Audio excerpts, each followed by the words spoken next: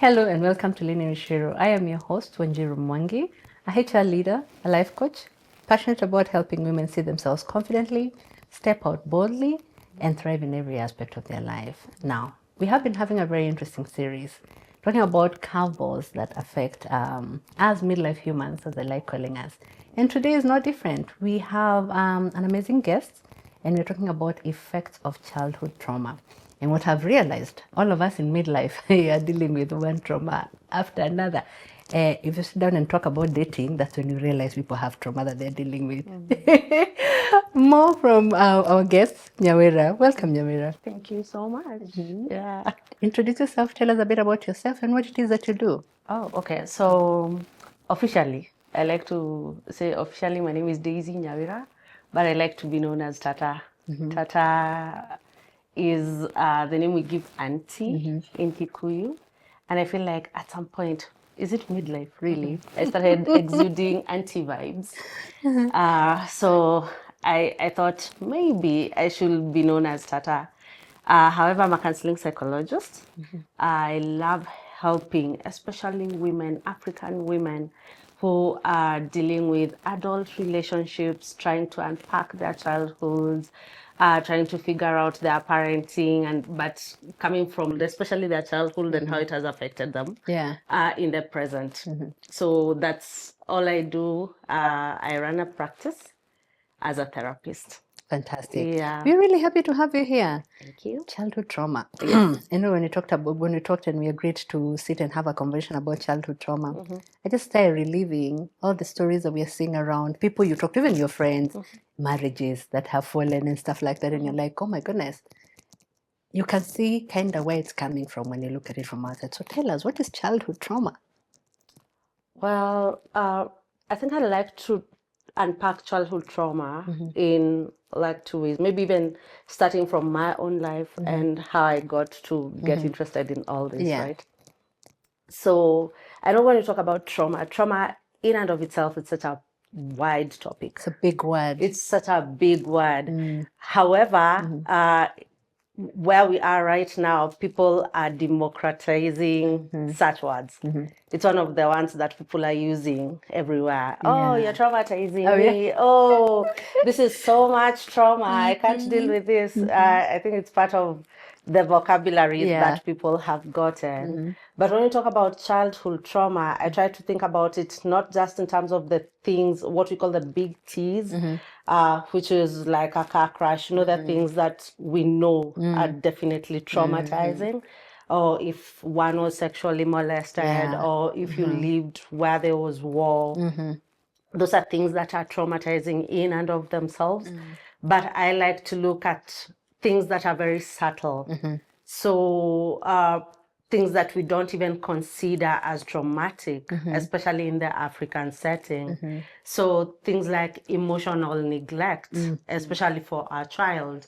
If you had a parent, and I see that a lot, I hear that a lot, people just say, we were beaten, but we grew up fine, We turned out okay. Beaten we were. Beaten we were. We were beaten like dogs, but we turned out okay. Especially if our parents, and one of the things I think I would want to even tell maybe our audience is that when we talk about our parents in the African setting, it's almost sacrilegious. We don't talk about parents in a negative manner. No. And a lot of us are not able, there's a cognitive dissonance. We're not able to realize that they did the best that they could, which is provided food, shelter, and clothing. And we keep saying they did their best, they worked so hard, they sacrificed for us. So why are we still saying that we were traumatized? But the truth of the matter is, when we look at our behavior as adults now, especially now if you've been in an adult relationship, you try and figure out where did I get this? How did I start behaving like this? It comes from childhood. It comes from what either I didn't get, or if you were criticized a lot. I know I talked about emotional neglect, but the other thing is, if you were criticized a lot as a child, then there is a way you behave now as a grown-up. If you were parentified, especially like adult daughters. I say the firstborn daughter. So you ended up either taking care of all your siblings, you learned to take care of your parents at some point. Yes. Then somehow you've learned to even not take care of yourself, because then you're consistently taking care of something. That's all part of childhood trauma. Yeah. And most of us don't talk about it. In the African setting, it's really almost taboo to talk about it. It is. However, it's things that are affecting us. It's true. And especially for us who are in middle age, it's part of the things we need to almost hold in tandem. It's like both and. Yeah. Our parents did the best that they could. And on the other hand, on the other hand, there are things they didn't do that affected us. It's true. That affected us because they were showing up in all these ways where we don't even understand why we do the things we do, but it's because of that. So trying to just help us unpack that, not necessarily because we're demonizing our parents, but just helping us understand ourselves and why we do what we do. Yeah, I think that's a very long way of defining it, but that's it. It's actually a very good way of defining it because you've touched on quite a number of things. Yeah. Emotional neglect. You've talked about parentification, and is telling people you're the firstborn. You need to show people. You need to show. That's parentification. It is. You need to set a good example for your siblings. You need to set a good example. I think it's not necessarily the being told once, it's even the expectation. So as a firstborn child, then you're consistently thinking and taking care of other people. I find them, I think I even laugh when someone shows up in therapy in my intake form. So if they write firstborn, I'm just like, I can already tell. You already kind of know the pattern. I already tell, like, so, because firstborns even show up tired as grown-ups. They're already tired. They're just like, they're tired. They're like, even their own children are tiring them. Why? They've been so tired. I know. All their life. All their lives. They've just been taking care of everyone. And somehow, what that has done to them is that you kind of start believing that your needs are not important. Or you shouldn't talk about your needs. Yeah. Because then, what about my sister? What about my brother? What about my brother's child? Or what about mom? So you're consistently taking care of everyone. You neglect yourself. And you neglect yourself. So by the time you get to a place where you're just like, I'm so tired. But also the thing about that, when you come out into adulthood like that, then you start attracting people who abuse you. Tell us more. Yeah, because you're consistently taking care of everyone. You know, like that's the thing you do. And that's when we tell them, you're such a natural. You're such a natural. Oh, you have such a big heart. You have such a big heart.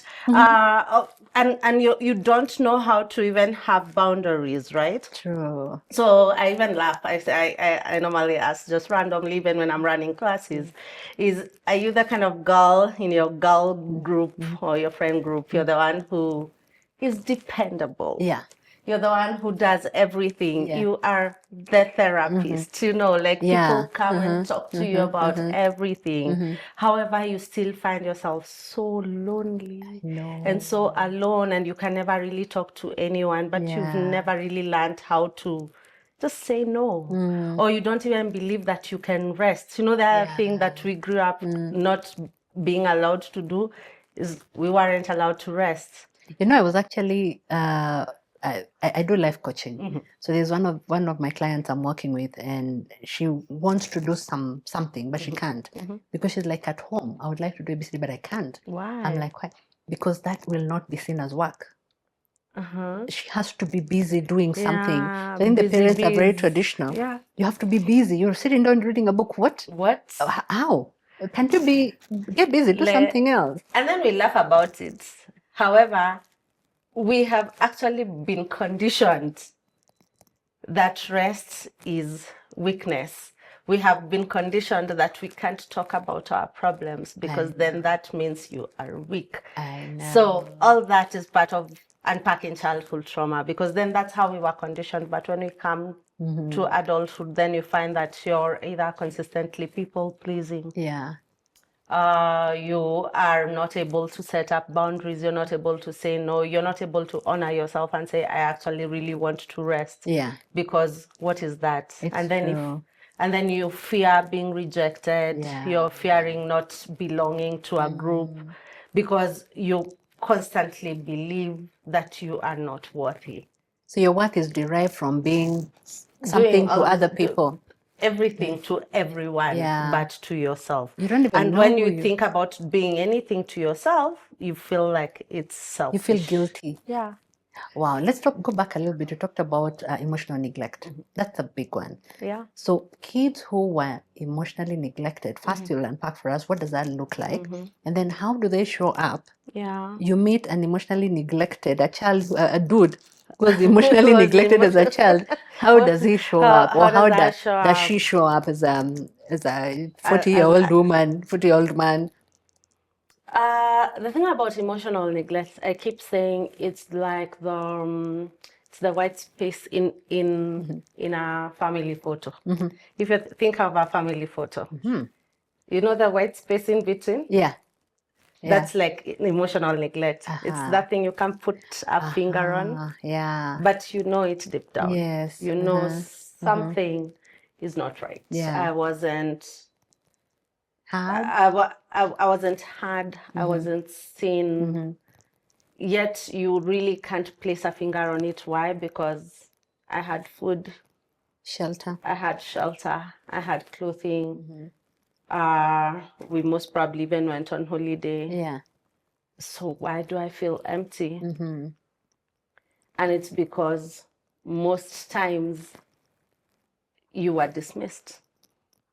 Give us an example of that. Yeah. Because I'm sure there's somebody who is watching and thinking. What is this? And maybe we're also doing it to our children without realizing it. Exactly.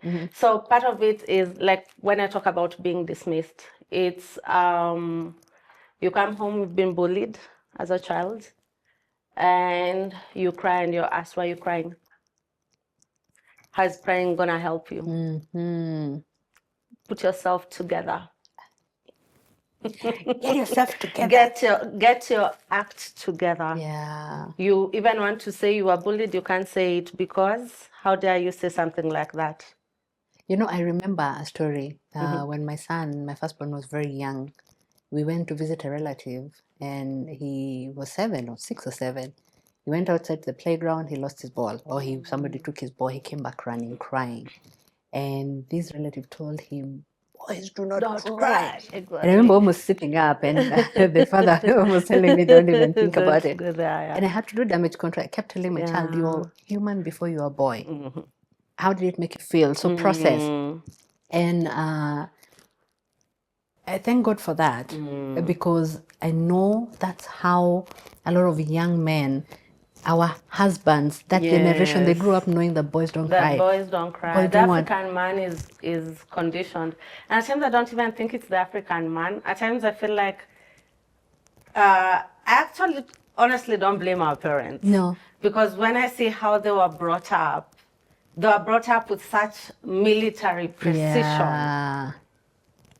If you had food, what are feelings about? No, for the longest time, who would sing a therapist was to date, I don't think I can tell my mom to go see a therapist. She's just like, aye.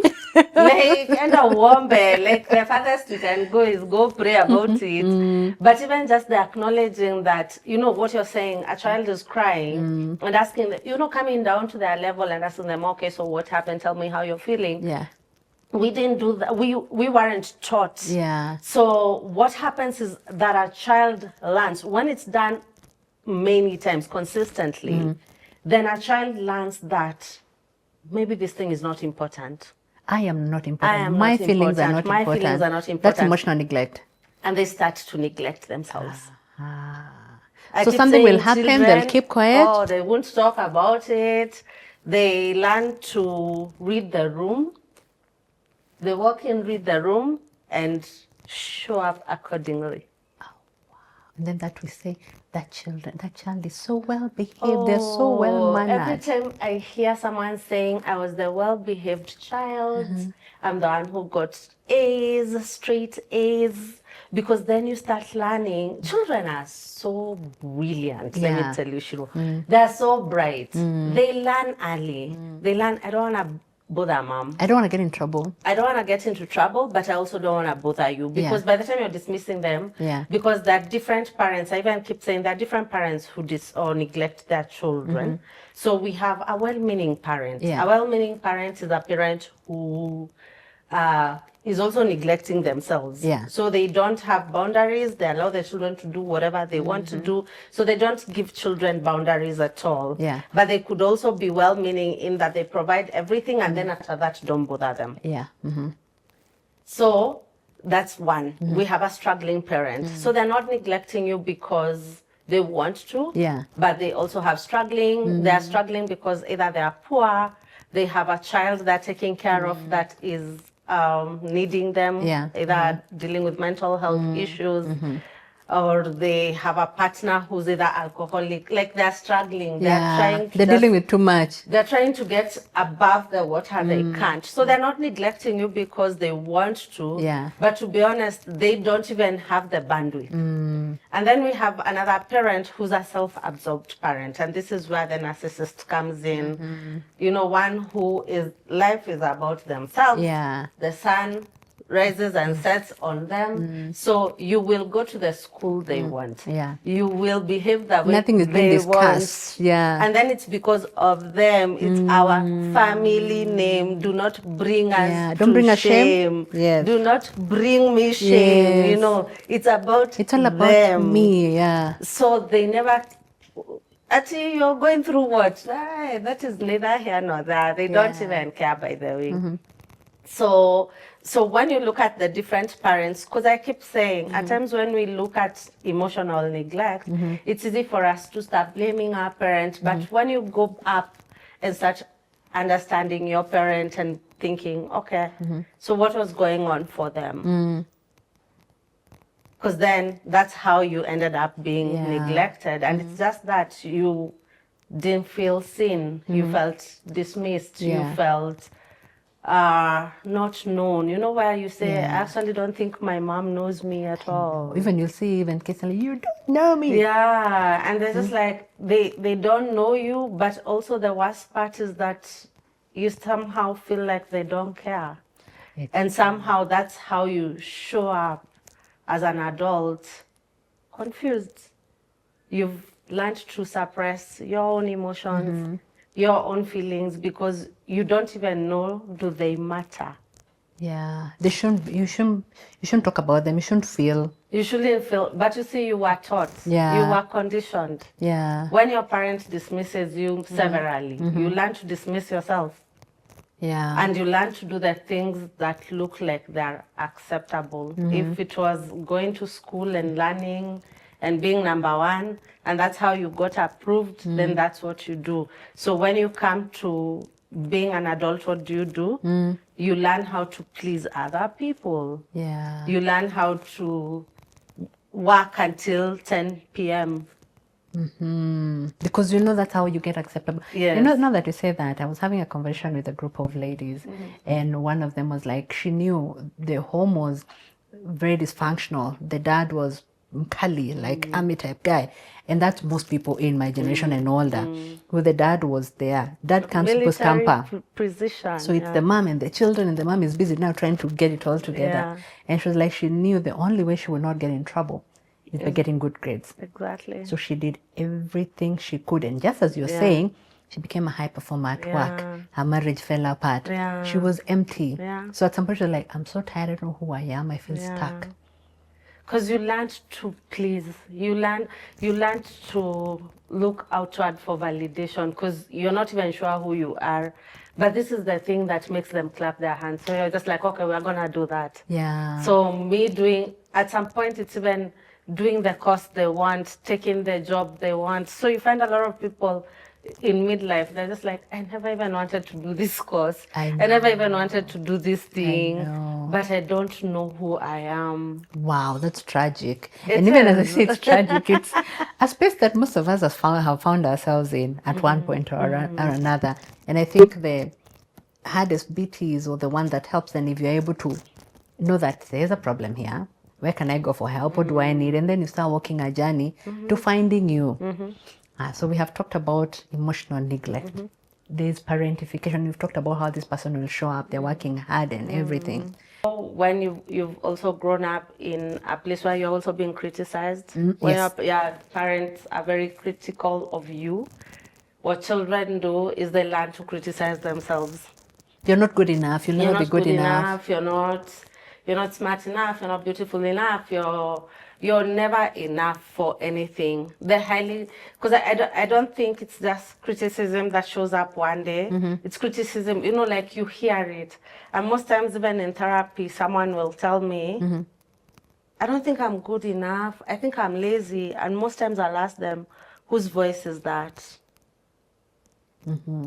Like, where did you learn that you are not good? Where did you learn that you're lazy? And most adults will say, I'm not good. I'm not good enough. I don't think I'm beautiful. And that's how we show up. And especially in dating, that's how you show up thinking, oh, there's something wrong with me. I know. There's something wrong with me. And you feel like you're not deserving. So when somebody's in love with you, you're like, you have to work so hard for that thing because you don't think you're good enough for that, for them. You don't think you deserve that love. I think most people don't think they are worthy or they deserve to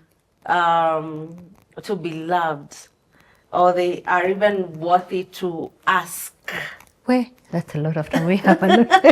to even ask. But it's because if you are dismissed, if you are criticized, if you are completely ignored, then chances are you grow up ignoring yourself. You grow up dismissing yourself. That's the thing. That's the thing about a child. A child learns to protect themselves. That's the first order of business. They're just like, I can't be looking for, like, think of a small child or a toddler. Every time they do this, and you pass. Yeah. Oh, that's so sad. That's exactly what neglect looks like. Every time they do this, you pass. So the next time they just learn not, just see them in a corner. They don't expect it. They want it, but they don't expect it. They've learned to do away with it, but doesn't mean that desire is not gone. There. So what do? You start looking for ways to get it in other ways, which is at times not, most times, the healthiest of ways to cope. So, and when you're looking for even a spouse, you're looking for someone to just hold you in that way, like it's quote unquote, to feel that particular dent in you. Wow. How clearly it affects a lot of how we show up as adults, as and even at work, because if you are criticized, this is the person who is very sensitive to feedback. To feedback. Any kind of feedback, they think it's personal. I know. They think you're coming at them. You don't want to have such two people like those in a team, because they're always like this. They're always like this, and they're ready to defend themselves, or they want to now start crying because they take it as, I am bad. I am bad. There's something wrong with me. I'm not even good for this job. I'd rather just quit. Oh, wow. Yet it's just feedback. That's overwhelming. I think when we were talking about it, as we were talking about it, I'm like, I can feel the overwhelm. I'm like, where do we start? What do we do? How do we retrace our steps to get back to healing? I think one of the things that I would want even to tell our audience is that, first of all, if you even resonate with this, chances are that you normally feel lonely, you feel alone, you feel like you are looking at the inside, like from outside. Like you're consistently running on empty. One, the fact that you can recognize that is a big step. Two, like there's hope. There's hope. You don't have to stay that way. you can find help. And part of it is just maybe at times reading, but also just even getting to a place of talking about it with a therapist. At times I feel like some of these things are so embedded in us, we don't know where to even start. I know. But if you can start the journey of going into therapy, then you will be taught how to do it. And most times, the idea is to learn tools and skills to parent yourself. Because that's what we call self-parenting. Okay. So you were parented in this way. Yeah. And that's why we say, but we are grown-ups now, sasa, we can't go back. Just deal. Yeah, sasa mtu anadili aje, you know, like just deal. Just deal. But now, we can't go back. We can't go back to being 7-year-olds. We can't go back to being 11-year-olds. However, we can actually learn to reparent that 7-year-old. Tell us more. Imagine you can become the parent that you always desired your parent to be. First of all, I think one of the things I do when I do even my master classes is, first of all, helping you unpack what is going on in terms of even defining childhood neglect and trauma and all these things, including attachment, because that's where attachment comes in. But going back to understanding your parent, what kind of parent was this that neglected you? Yeah. What kind of parent was this that was authoritarian to you? If they also weren't parented well, how were they going to learn to parent you? But you can break that cycle so that then you're not passing on dysfunction to the other generation. How do you do that? You learn skills to just do it for yourself now. And also so that you show up differently. Yeah. You feel fuller, complete. Yeah. You're happy even in your own company. Yeah. It's like when you're saying you feel lonely, you are alone. It's like you're in a group, but you're feeling like you still are not seen. How do you do that? How do you parent yourself? You parent yourself by giving exactly that, giving yourself the things that you desired to be given. So first if you are invalidated, you start by validating yourself. You know, by starting to say, I'm feeling sad. I'm feeling sad, I'm feeling frustrated, I'm feeling alone. If you're the kind of person who is always being called and you don't know how to say no, you learn by saying, Ciru, I would love to come, but let's reschedule. I know. Because I need to rest. Or you don't even need to over-explain yourself. I keep telling people I've learned no is a complete sentence. Exactly. It's like no. Yeah, no.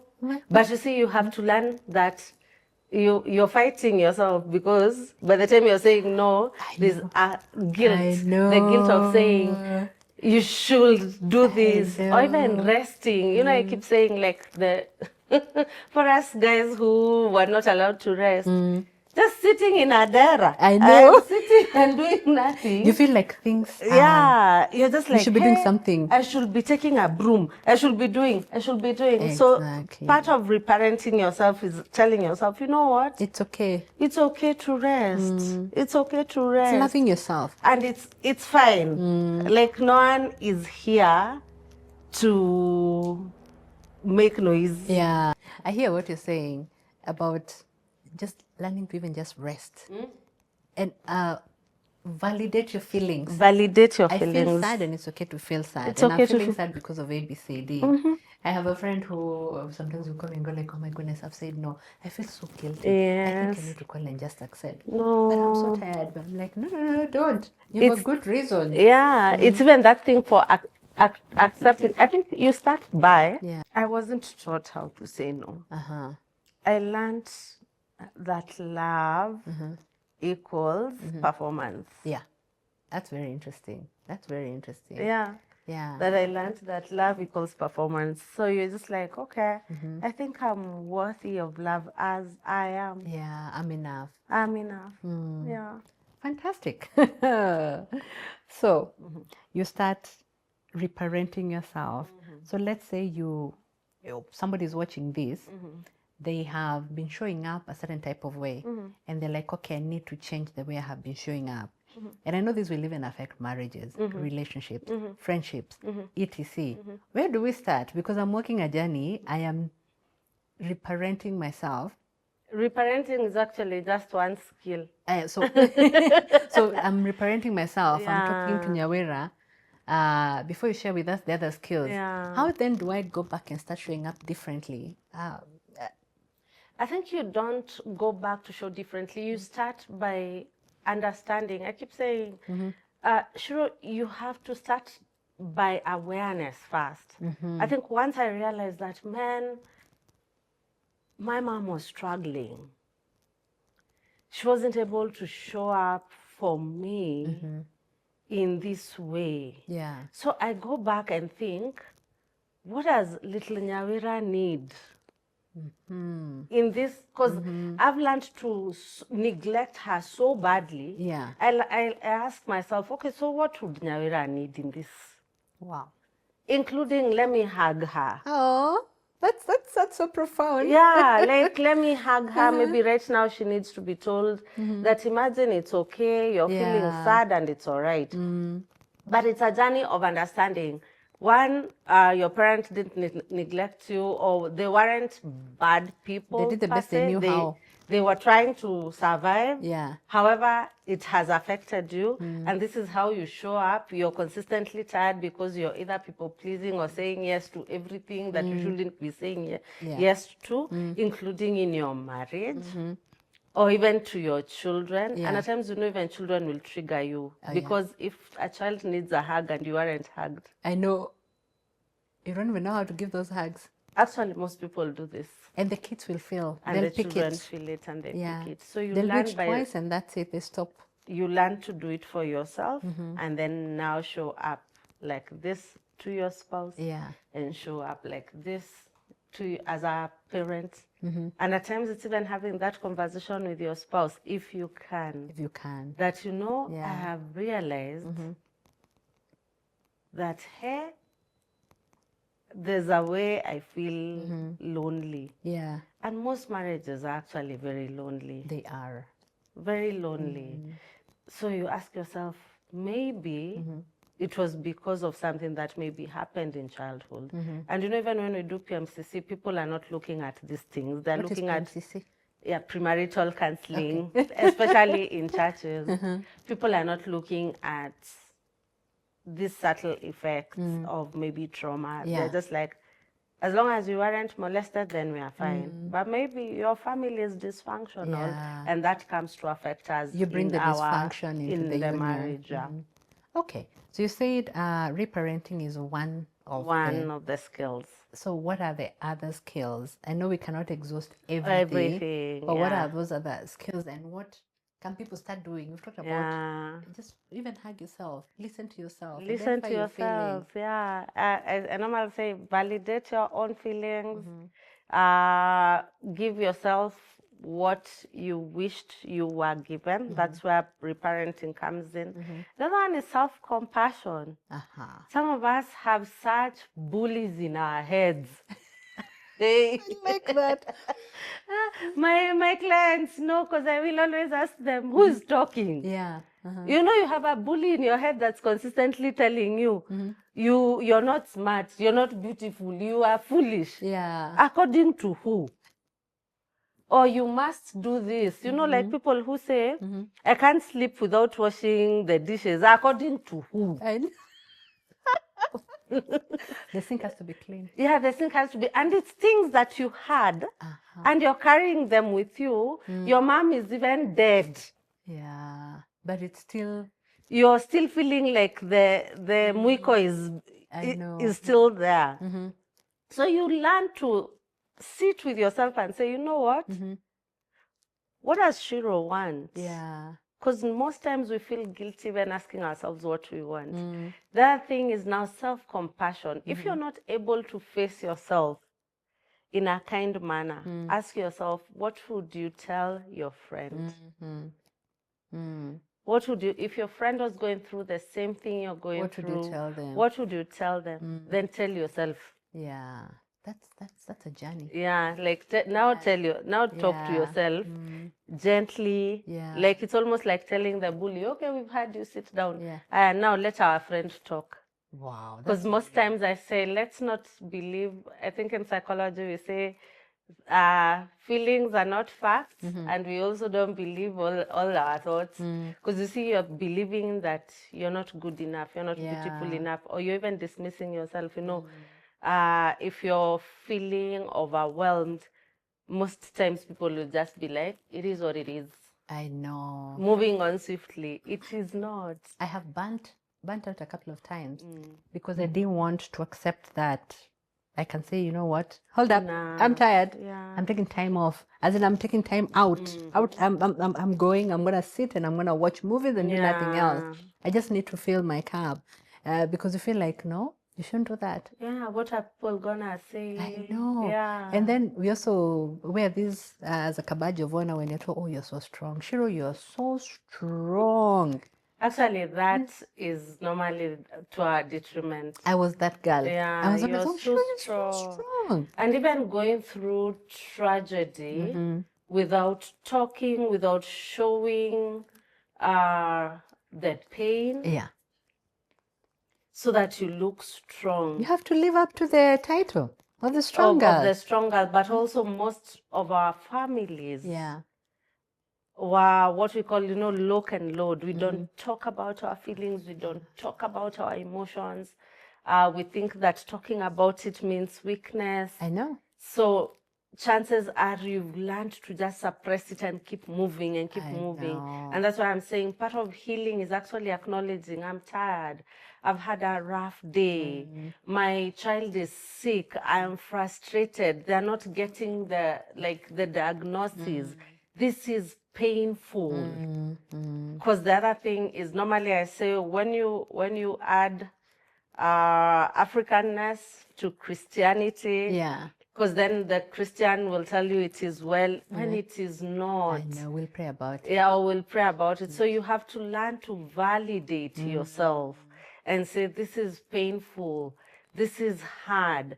And if you were invalidated as a child, then what is the thing that then that child would have needed in this moment? Maybe it's a hug. Yeah. Maybe it's an ice cream. Maybe it's just being told, bus, you will get better. Yeah. It doesn't necessarily mean you're weak. It's true. It means that you're able to say, I am human and I'm going through a human experience and I'm going to hold space for it. Yeah. That's very powerful. So there is validating, reparenting, self-compassion. Self-compassion. Self-compassion is a big one. It's a really big one. I am learning how to be very compassionate to myself. I am a giver. My love language is giving. So my friend will come and complain, oh, they're so tired. One of our crew was asking me, what's your love language earlier? And I was like, I think I give. And I love quality time. So the fact that I give, that means if you come and tell me I am so tired, I'll be so quick to give you a spa voucher or something. I'll be like, go to wherever. Yeah. So I am learning to take care of myself. Is that something you'd want for yourself? I do it because most times we give because that's something that we would want. It's something that I would want for myself, but I have learned to do it for myself. Yes. So I'm so tired. You know what? I just need a nice massage. But also you need to learn to ask. We were not taught to ask. Yeah. Asking is bad manners. Exactly. Don't go asking people things. But that's exactly what I'm talking about, Ciru. If you're not gonna leave this space having not understood that part of that brokenness is that you were taught that you were not worthy to be given. You cannot ask, and then sometimes maybe you were taught you were not worthy to be given, but you asked and you were told no so many times that you're so scared of asking. No, you learned to depend on yourself. Yeah, I know. You're just like, I don't want to be a burden to anyone. Especially if you hear people saying that. Yeah. I don't want to be a burden to anyone. I need to solve my own problems myself. And they look like they have got it all together. But then that is trauma. Because We are social beings. We need each people. other. We need each other. And that's where, like, when I talk about attachment, because that's what, like, avoidant attachment is. Yeah. It's just, I'm going to depend on me. But that is so lonely. I know. That's, because if you're giving, how about you also ask Nyawira, can you give me? I would want this. First of all, you articulate the need. I am not going to for ask. I will self. not let you say no. You're not going to give me a chance to say no. No but way. that's the problem, guys. I think I teach this until I'm blue in my face. Because I'm just like, if your parents said no, not everyone is like that. But then if I ask somebody and then they say no, and then I ask two people, And then they're just like, I'm not going to say again. So what we learn to do, and I like Brené Brown's way of doing it, because one of the things she talks about is that trust is earned. So even in our friendship circles, it's not everyone true. that gets the honor of being told everything. But I keep saying, if you haven't learned to ask or even to articulate, first of all, you need to articulate that I have needs and they are important. I have needs and they are important. One, you have to articulate for yourself. Because most times then we don't even articulate it to ourselves. We don't believe we are worthy of those needs. Secondly, I would want someone to do it for me. There are those needs that are for you to do for yourselves. But there are those ones that other people should do for you. I would like to go to the spa. My friends, send them vouchers. So you learn to articulate it for yourself and tell yourself, I am worthy of this. Then there's one that I should do for myself, but this one, it would help if someone else does it for me. And then now trying to figure out, so who? Because it's not about everyone. It's not everyone. And that's why I keep saying we have to learn. Relearning how to trust is by using the pinky finger. So you say something small to someone and see how they treat that information before then you can share more. Okay.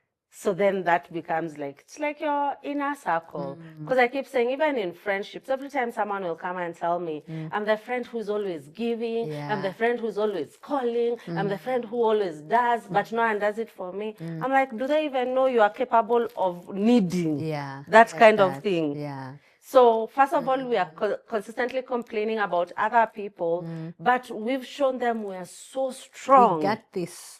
That even if they were told that you are suffering, they would just be like, never. That person is so strong. So that's why they even call you when you're sick, to come and help them. Because they're just like, Ciru has got it together. So you have to learn sharing and just saying, hey guys, I need help. And most times we'll come out and complain that people weren't there for us, where we never give them even a chance. An opportunity to even be there. They didn't even know you needed. They didn't even know you needed help. But articulate it for yourself. First of all, even go back and try and figure out, where did this behavior come from? Where did I learn? And most times, if I go through it even with our client, most times we learn that our family, we don't ask for help. We don't talk when, even amongst us, we don't even talk when anyone is going through something. We all know that Ciru is going through a thing, but nobody's talking about it. We're just like, you know the way she is with her things. Even, she's gonna figure it out. But then at some point you must break the cycle. Most times I say it has to stop with you. Just because you did it this way, it doesn't mean that it has to continue that way. So now you learn to tell your children, you know, guys, we're going through a difficult season. We don't have this. We might need everyone to chip in and do this or the other. That's how you break that cycle. There is so much that we can talk about in this. You just talked about attachment styles. Childhood trauma shows up, affects how we show up, how we attach to others. You know, attachment, for me, attachment is a whole podcast, by That's the way. I'm like, you know what, that one I can't even talk about it, but it's part of childhood trauma, because attachment is how we learn to relate to people. It's the blueprint in which we learn to to relate to people. So, and how do we learn to relate to people? In childhood. Wow. So I think what I'm taking away, all of us need therapy for starters. We have a lot of work to do, but there's help. There is help and there's hope. Self-awareness, but I guess it's just not self-awareness. You need to talk to people. Some of it is so deep, and you don't even realize things. Like now, I'm sure when people are watching this, there'll be a light bulb moment, something, that's trauma? Yeah. That's trauma? That's trauma. So then once you identify this trauma, what do you advise us to do? You look for me. Isn't that obvious? We're going to give you Tata Nyawira's contact. Yes. But as we come to the end of this particular podcast, this particular episode, but we're going to be calling you back, talk about attachment styles and so many other things. What's your parting shot to our listeners? Oh, I think for anyone listening to this, the thing about having a psychologist on set is that you start feeling like you have problems. Yeah. It's like you have problems. The truth is you're okay, you're fine. And just being aware of what's going on is the first step to healing. So yes, your parents parented you a certain way, and it's okay. We're not here to demonize them, but it's okay to just get to a place and say, you know what? Maybe I need help. Yeah. Maybe I need to talk to somebody. And guess what? There's hope. All these things we're talking about, it doesn't mean that you're doomed. There is hope, and you can always find help and then get better. And last thing, it stops with us, guys. It stops with us. Once we know better, we do better. Fantastic. Yeah. Once you know better, you do better. Thank you very much for tuning in, for listening to this amazing session. And we do hope to engage with you on our handles. We are on Instagram, Facebook, LinkedIn, YouTube, Spotify, and many others. So we look forward to your questions, and let us know what else you would like for us to talk to Tata Nyawira about, because we're going to be inviting her here again. Follow us, share this episode, because it'll help somebody like you and I in their midlife who are feeling stuck. They don't even know there's a problem, but they feel like maybe things can be a bit better. Or maybe you're feeling like, there's like an emptiness. I'm not very sure where it's coming from. So thank you very much, Tata Nyawira, for coming. And thank you, our listeners. Until next time. Bye.